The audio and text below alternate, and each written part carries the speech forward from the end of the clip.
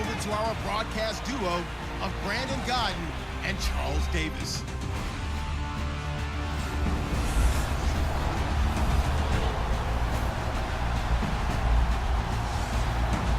All right, Larry, thank you very much. It's the National Football League presented by EA Sports.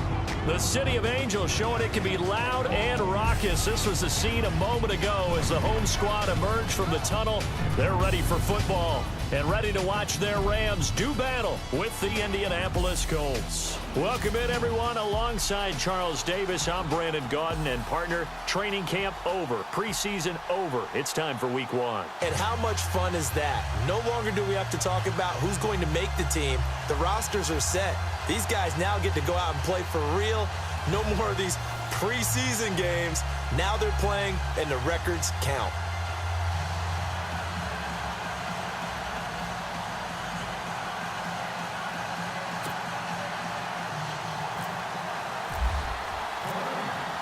Set now to kick this one away, and off it goes. That'll be taken in the end zone. And the decision to come out is going to cost him 5 as he's taken down right at the 20.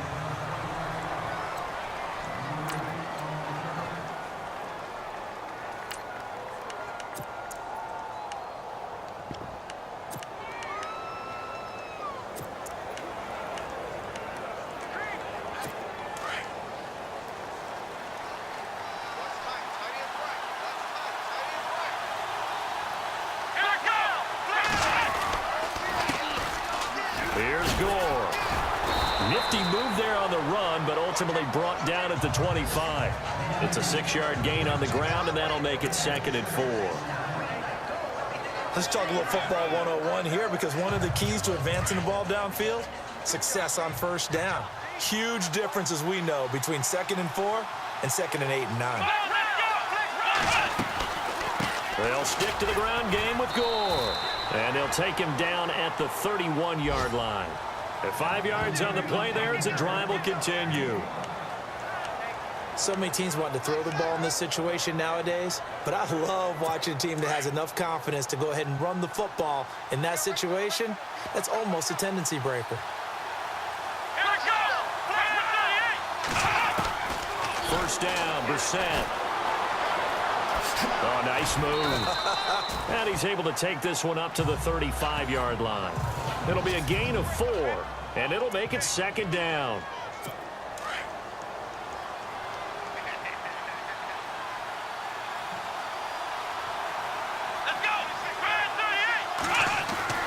They'll try to throw now, Brissett.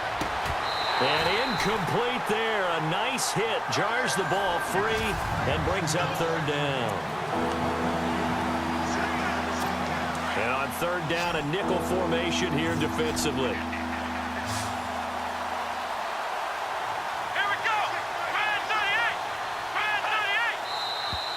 Now some movement before the snap.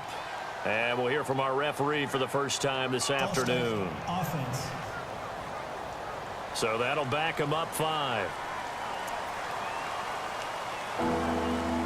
Still 3rd down. So a costly penalty marker, and it's now 3rd and 11.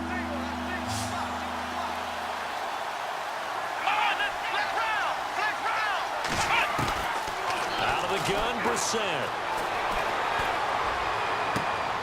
And it's going to be incomplete. He was able to catch it there on the right sideline, but out of bounds, says the line judge.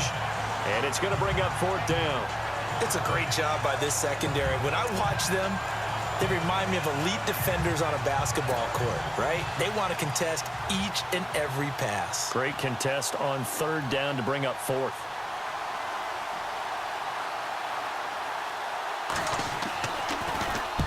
On is the punt team now as this one's sent away. Now Austin. It'll be a 51-yard punt that time. And the Rams will go on offense here with a 1st and 10.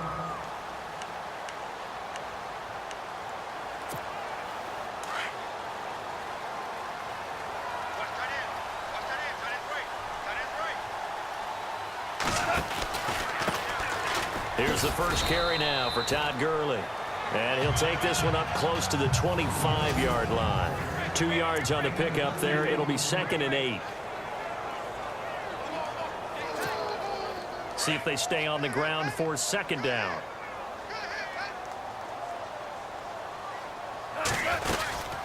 Another carry now for Gurley.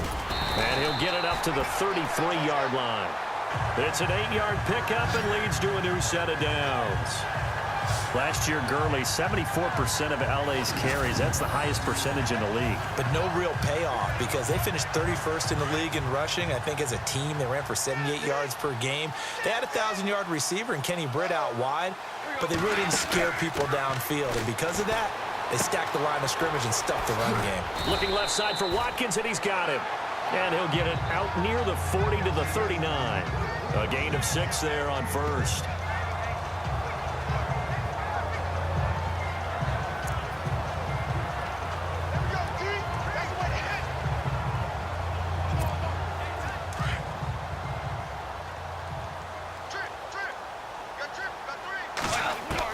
Here's Goff now on 2nd down. And no escaping this time as he'll go down. They got him for a sack. Jabal Sheard coming hard on the blitz. He dumps him for a loss of 8. So a look here at the key inactives, and we got this list before the game down on the field. And they tell us the same thing every time, don't they? Next man up. No excuses. Be ready to play. That's the mantra of every organization.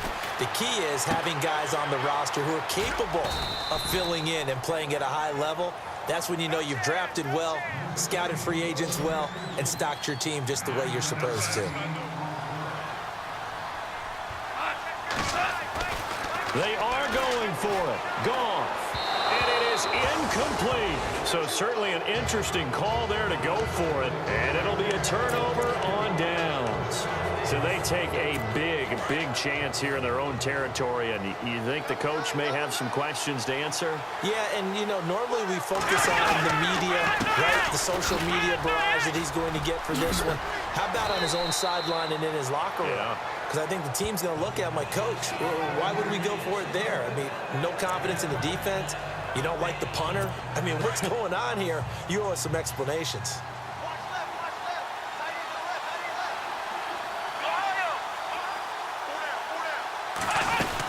Again, they run. Again, it's Gore. And he'll get this down to about the 30, 31-yard line. They got 2 of the 3 they needed there. Leaves them with 3rd and just a yard.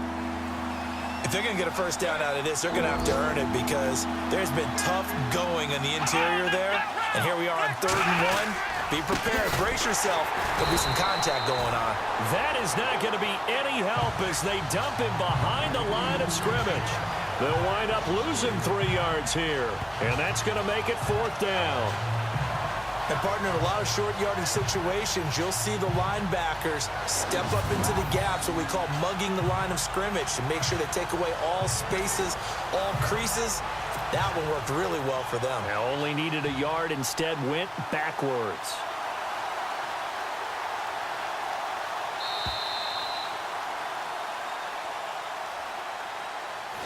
So 1 quarter in the books on NFL kickoff weekend. Can't wait to see what the 2nd quarter has in store. EA Sports NFL Sunday returns following this.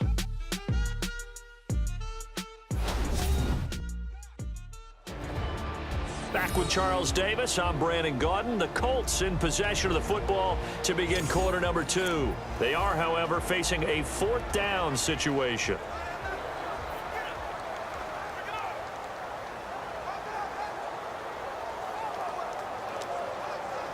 And the first play will be a field goal try. He's going to need a little mustard on this one. It will be a 51-yard attempt.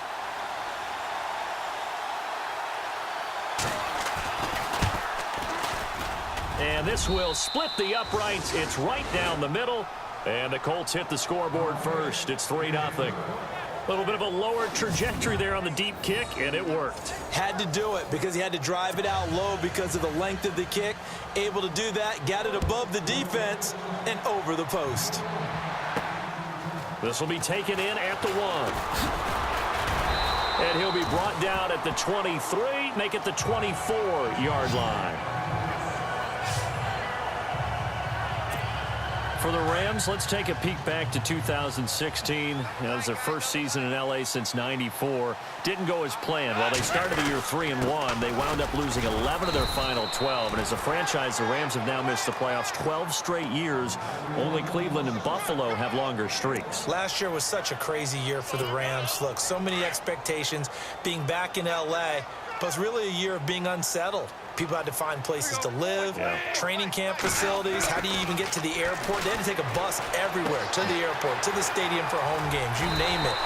This year should be a little bit easier for them. Brand new coaching staff in place, and I really think that the young quarterback Jared Goff has a chance to make a big-time jump. The guy I'm looking forward to watching, a rookie receiver out of Eastern Washington, Cooper Kupp. I'm saying 60 catches or more his rookie year. Wow, going on the record. And he puts his head down and gets up to the 42 for a gain of about 6. And there's a run to be happy with. Good, solid yardage. He'll take that anytime you hand the ball to him back. Again they run with Gurley.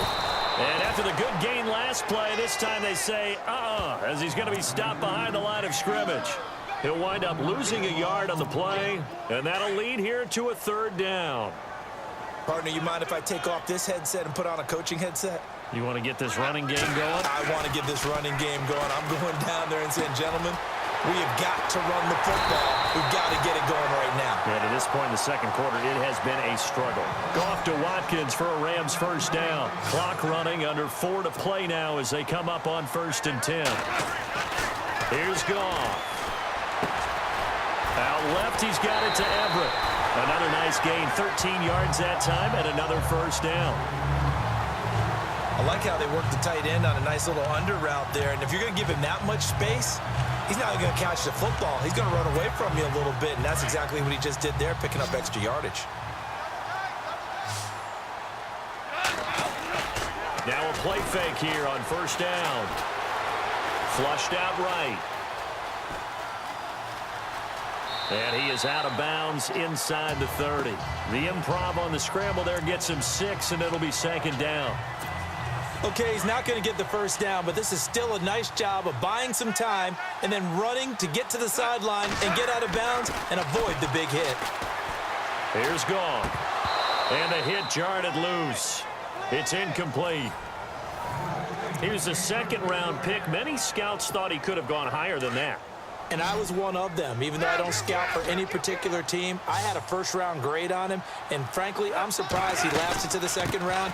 They got a steal with this player. And you take a look at this draft class from a season ago. Really, it grades out as a pretty darn good class. So you have to give a lot of credit to the entire scouting organization. General manager, personnel department, college scouts, all came together. They evaluated it very well and got a nice payoff. And he will have the 1st down across the 20 to the 19-yard line. Well, the field goal attempt was well in hand. They had that, but they decided to go for it anyway. Extreme confidence, it looks like. Yeah, but I bet the defense is going to remember this one, right? They kind of rubbed their nose in it. From the red zone now, Goff.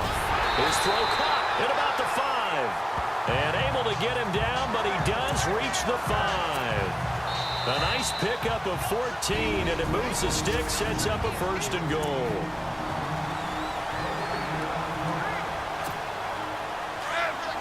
A reminder coming up at this and every halftime this season, we'll be checking in with Larry Ridley in Orlando for highlights and analysis of our 1st half. LR, that's my man. That's your. And he is into the end zone. Touchdown, Los Angeles.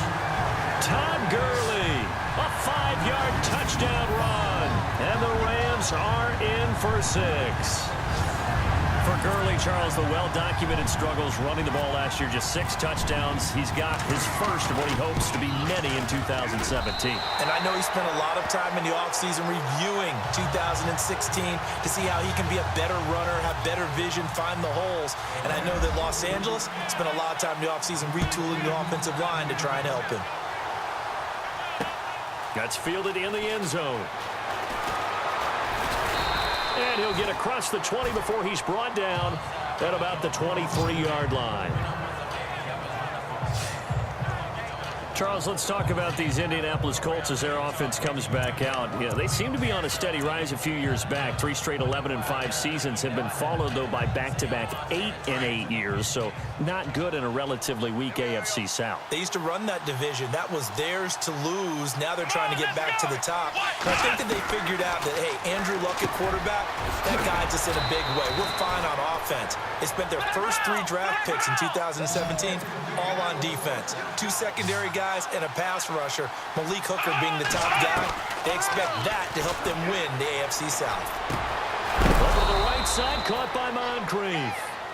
And he's finally taken down, but not before getting across midfield and across the 45-yard line. Brissett to throw on first. And this is Moncrief with a catch. And he gets this inside the 35-yard line. 11 more yards that go around, a first down as well.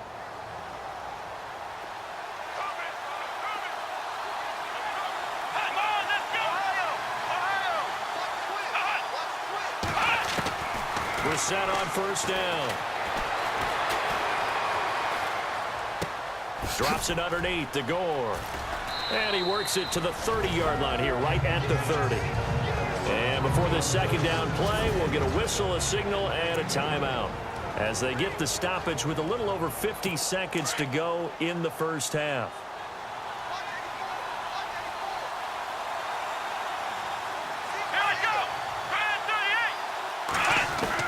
And in the air once more, it's Brissett. And he takes this one in for a Colts touchdown.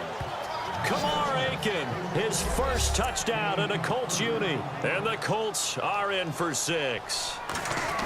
And while that touchdown does not give them an insurmountable lead, it's still a lead, and that always feels good to a team. They'd love to take that into the lockers, but a little time left on that clock, so some work to do. I like that. I like how you're guarding against a letdown there. Marty looking forward. Coaching them up from right up here in the booth. Vinatieri out there to kick this one away. This is taken at his 4. And a pretty good return here. He'll be stopped just shy of the 25 at the 24-yard line. The Rams offense now, they get set and head back onto the field. And what do you think goes on here in this situation? If you got the football, you're trailing, you're back in your own territory with just a little time. Do you try something? You're thinking about jump-starting your team, right? You just mentioned it. They're down. They're trying to get back into the game. But you got to figure, if something goes wrong, you may have put yourself in a spot where you may not be able to come back in the second half. Managing risk, this is a big decision here. Boy, he does it at a high level, doesn't he? Because when I watch him, I think of his vision. Straight ahead, peripheral. Also has that sense of where holes are going to be before. Nowhere to go here. He lost the football. And the Colts pick it up. And they have the football and will set up shop at the 33-yard line. All right, partner, the risk of piling on. Whenever Jared Goff fumbles the football, the first thing people are going to flash back on is leading up to the draft. The size of his hands. They were right on the borderline about what teams want in the size for a quarterback. Well, you were knee-deep in all of that draft stuff when he was going through it. That was much talked about, you said. It certainly was. I didn't think it was as big a deal as people made it out to be. To me, it's much more of a concentration thing, making sure that you're aware of it, take care of the ball. Touchdown, Indianapolis! Jacoby Brissett, already his second touchdown here this opening weekend. And the Colts are able to grow their lead. And that'll give them a 2-score lead here, but I'm looking ahead. They just want to hold it for the final moments here in the second quarter. They don't want to give up anything on the other side. No, not at all, because if they don't, it almost had the feel of an imposing their will score. And right now, they want to make sure they keep that and carry it into the second half. This is taken at the 3. And he'll bring it a few past the 20 to the 23-yard line. Getting set to go again here, Robert Woods marches back onto the field. They've got to be thinking, how can we get him a little bit more involved here? Second quarter, you're down, and really, he's been out of the mix. I would agree with that, and oftentimes you hear, well, We're just taking what the defense is giving us. But sometimes that's just not good enough. Sometimes you have to take what you want, and that means getting him the football. Yeah, so far just a single catch in this game. They'll stick to the ground game with Gurley. And tough going there as he'll only get it up to about the 31. And with just 4 seconds left in this first half, a timeout call.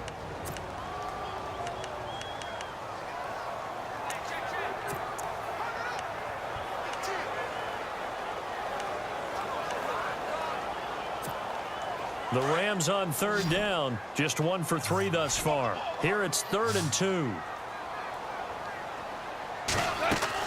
The final shot before break here. Goff going deep here for Watkins. And it's intercepted. Picked off by Darius Butler. And he will be brought down as time is now run out on this first half of action. All right, we will save the Week 1 highlights and apparently get right back to the action here in the third. This is taken at the 3. And nice work on the return as they'll start their drive just past the 30-yard line. And the Rams now coming out on the field. They're sort of seeing themselves spiral out of control. Let's see if they can get things back on track. And this is where the coach is walking that line of being calm and really being firm with his team. Had one tell me once, when we were having a tough patch, this too shall pass, this too shall pass. And finally we kept having a rough patch. He said, but you got to do something to make it pass. And that's what they have to do. They've got to get some control back, get themselves reasserted, and calm things down. See if they can get calm and reassert themselves here. And unable to connect on the long pass. It falls down incomplete. Sammy Watkins, the intended target, and it'll bring up 3rd down. This defense is continuing to contest every deep ball that is thrown downfield. And, look, it doesn't matter whether you're playing man or zone. Eventually, that becomes man-on-man, and you've got to trust yourself and go up at that moment of truth and make a play on the football. It's a gain of 11 yards that time, and it produces a new set of downs. The Rams dead last in the NFL last year on 3rd down conversions, just 32%, but they come through there. They've got a much better chance of that number rising this year for a variety of factors. Of course, they're going to get their quarterback, Jared Goff, going. But the big part is, last season, they were really a one-trick pony on offense. Now they'll be much more varied under new head coach Sean McVay. And yes, home is where the heart is. And for Robert Woods, it's Los Angeles. He played college football at USC right here in this stadium. And probably feels comfortable out there. He was an All-American as a Trojan in 2011. Yeah, really trained to be an NFL player. I mean, he watched a lot of NFL cut-ups and tapes of wide receivers while he was in college before joining them on this stage. That was very well timed there defensively because it's not a bad throw, but the collision came at the exact time. And he'll get into the end zone. Touchdown, Rams. Todd Gurley, already his 2nd touchdown here in this opening weekend. And the Rams are able to get back within a touchdown. He's having a nice little game. Maybe already has an eye on that 3rd touchdown. How about what our producer, Christian McLeod, likes to say when they've scored touchdowns like this? He's put a tent up in Touchdown City. The kickoff unit is out on the field, and they will send this one away. This is taken about 7 yards deep.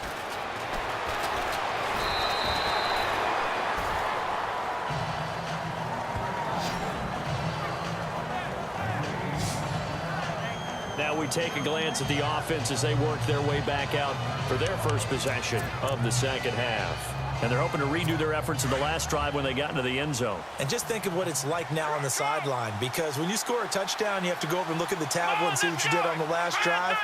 When you scored points, it's a whole lot better view than when you're trying to figure out how to fix things there. He'll get about 3 as he's taken down at the 23. Not much happening there on first down. Thought there might have been a hole for a split second. Yeah, but it dried up pretty quickly, didn't it? Closed fast. Here we go. Brand 38. Brand 38. A second down throw for Brissett. A dump off here for Gore. And he's going to get this one across the 30-yard line. That's good for an Indianapolis first down on a gain of 10. Frank Gore, the ageless one, over 1,000 yards last year. He's the first running back age 33 or older to top 1,000 since John Riggins way back in '83. So what he's done is he's made the case for running backs who are approaching 30 that there is life on the other side of that number, because many think once you hit 30, you're going to decline. Sometimes with the running game, you've just got to stick with it. Look, it's the third quarter, no time to panic. But that also doesn't mean you just do it the same way you've been doing it the entire ball game. Maybe change up some blocking assignments or run a few different plays, but stay with the overall essence of the running game. He'll get about 3 as he's brought down right around the 42. Tough day, tough sledding right there, and it's been that way the entire game. Not a whole lot of room to ramble for him. Yeah, you're right. It's been that way all afternoon. Didn't get a whole lot better there. They'll run it here. This is Marlon Mack trying to barrel up in there, but I don't think he got it. No gain on the play there. A nice job defensively, and it likely forces a punt situation on 4th. From this vantage point, they've got the lead here, so for me, that'd be enough to go ahead and punt the football and let my defense defend the long field. If you go for it, you don't get it, then you really put your defense in a tight spot. Yeah, but we never know what people ultimately will decide to do here on 4th and inches. That'll be put in the books as a 53-yard punt. And the Rams will be backed up deep to begin the drive as they take over 1st and 10.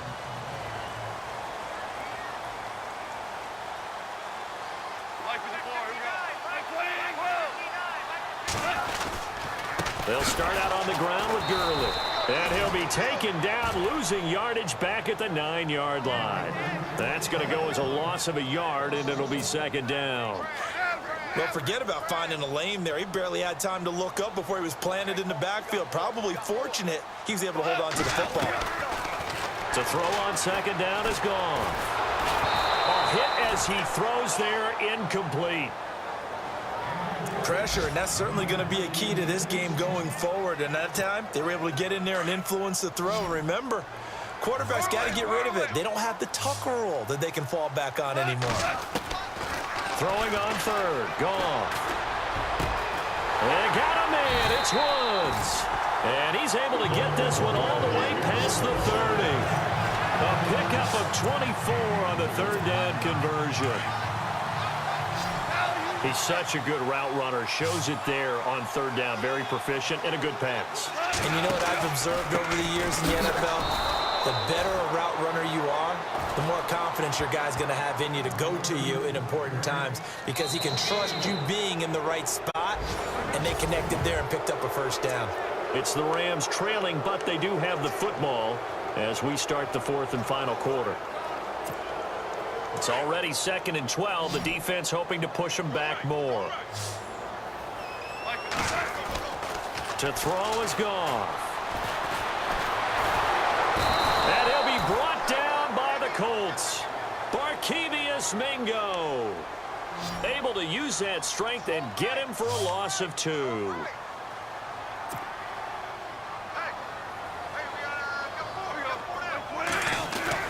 Now it's Goff off the bootleg. Man open, it's Kupp. He's got it. And he'll be taken down, but not before he gets into enemy territory. 23 yards on the play. They go play action here on 1st down. Over the middle, that's hauled in by Kupp. And he gets this inside the 35-yard line. 15 more there, and they're on a roll. It's another 1st down. Tell you what, he's been able to put the ball in some tight spots all game long. That throw, no different. Yeah, a lot of people would call it a gutsy type of a throw.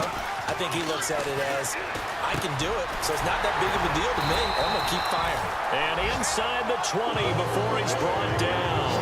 That's 30 yards now in the last 2 plays. Back-to-back 15-yarders, and they're rolling. That was a nicely run slant route, and what the receiver's trying to do is make the defender think he's going upfield for a deeper route, and then breaks it off, usually after about 3 to 4 steps, and cuts towards the middle of the field. And now what he's trying to do is use his body to keep the defender away from the football and get the quarterback a really nice target. Well, partner, I know this type of running back.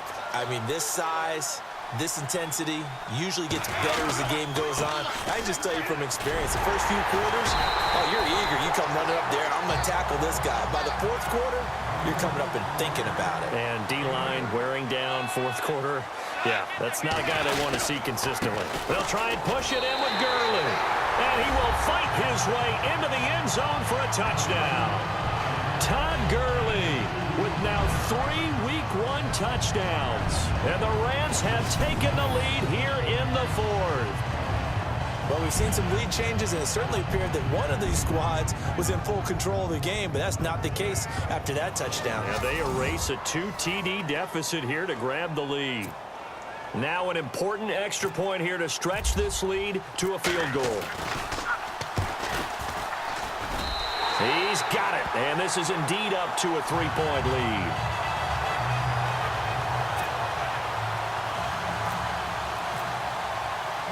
The kickoff team on the field now as they will send this one away. That'll be taken in the end zone. And he is going to feel that one. Knocked down hard at the 23. And now Indianapolis set to take the field. And a tight game after punting last time. See if they can get something going on this drive. As they head to the field now, with the game this close, you've got to feel there's a sense of urgency for them going on offense right now. But they have to do it without letting panic creep in and affect their play. Over the middle here, it's Hilton. And they'll take him down at the 31-yard line. A good pickup there, 8 yards on the first down completion. Led the NFL with 1,448 yards in 2016. The first Colt to do so since Reggie Wayne in 2007. How about this guy? He's been something. Yeah, 4 straight years now over 1,000 and 3 straight Pro Bowls for T.Y. Hilton. Yeah, what I love about him, inside, outside, he can work it all. It'll go as a gain of 6 that time, and it moves the chains as well. Second and 2 is prime time for a little bit of a gamble, isn't it? Open up the playbook, go play action, toss that bad boy deep. But in this situation, go ahead and give it to your back. Let him pick up a first down, keep the sticks moving. And his pass incomplete. Kamar Aiken, the intended receiver. That'll bring up second down. Sometimes the coverage is so good, no matter what you're doing on offense, you just can't shake anyone free. They try their best to find someone open, but they took away every passing alley, every angle, and shut the play down. Finding his safety valve here. That's complete. And he's going to be out of bounds right at midfield. Give the Colts 13 yards and a first down. So many times you hear today's NFL described as a space game. Get your best players into space with the football in their hands. That's why sometimes you just swing it out to your runner, get him out in the flat, and let him have a chance to make people miss an open field. From the midfield stripe, they'll look to throw. And now a fumble. The ball's out.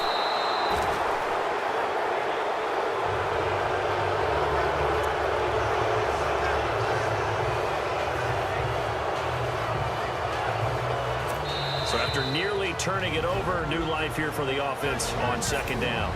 Time for a break. We'll come back, see what transpires after this. So the Colts in possession of the football as we get you reset. They come up on a second down now in a game that looks like it's going to go down the wire. Reset now on second down. Complete to Hilton. And the stop here will come at the 38-yard line. 9 yards on the pickup there, and it keeps the drive alive. Back to throw. And Aiken with it over the middle. And brought down, but not before they're inside the 25. The passing game for the Colts finding its stride, another first down. He's back to throw. I had a game with Baltimore a couple of seasons ago, and Kamar Aiken caught my eye in that one.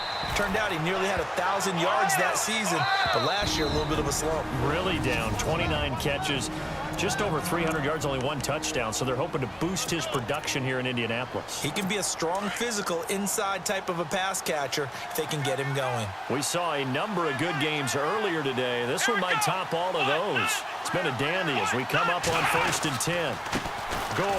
Oh, no, he lost the football. And now the Rams have got it, going the other way. And a big turnover there as his guys will get the football back. Well, that simply is a missed opportunity. They're in position. If they take the ball downfield and score, they've got a chance to win the game. Instead, they cough it up. I don't think next week at practice is going to be a whole lot of fun for him. On the other side, no bigger time to force a turnover when you've got that small lead. Yeah, and when you look at it from the offense's perspective, taking care of the ball is so important. I know they're going to have all kind of ball security drills in practice all next week. Back to the workhorse today. It's Gurley. And he's brought down after a good gain. Now Gurley staying down. Well, let's hope he's all right. Hate to see this. Week 1 of the season. We'll be back.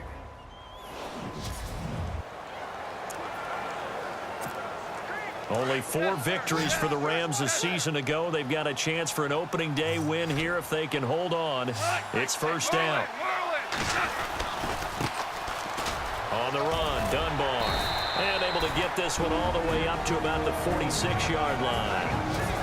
And another timeout taken by the Colts. That'll leave them with just 1 remaining in this 4th quarter of play. They'll run again here with Dunbar. And he'll get it down to the 47 here. Now the defense will burn their 3rd and final timeout. And as the two teams talk it over on their respective sidelines, we take a break.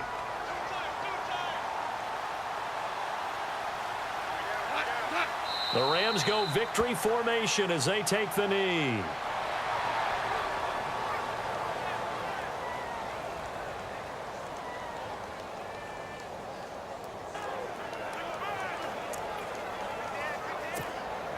A little bit of ground to make up for the offense as they face a 2nd and 11.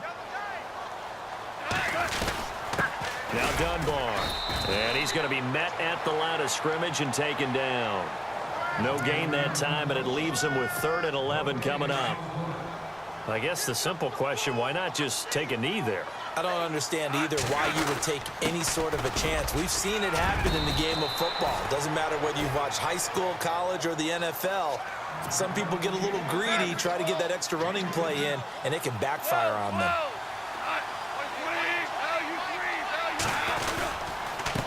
Now a handoff here to his running back. And he will not even make it back to the line of scrimmage. Sean McVay's gamble does not pay off. And the Colts are going to take over with a football. So that's the 2nd time this game they've given it up on 4th down. They're now 1 for 3 on 4th down conversion tries. But they must feel good about what they're doing, right? They continue to go for it on 4th down. Give the defense a lot of credit, though. They've stopped him 2 out of 3 times. And now look at this. Big gain, but a fumble. 4 seconds. 3 seconds. And partner, this first week, this first game that we get to call together, so special every year, week 1. You had the flyover, the big American flag out there before the game, all the hoopla, just having football back, so special. It is an opening day, opening game. There's just nothing like it because you really build to a crescendo. But the best part for us is that crescendo lasts for a while. Opening game here, an entire season. We get into the playoffs, to the Super Bowl.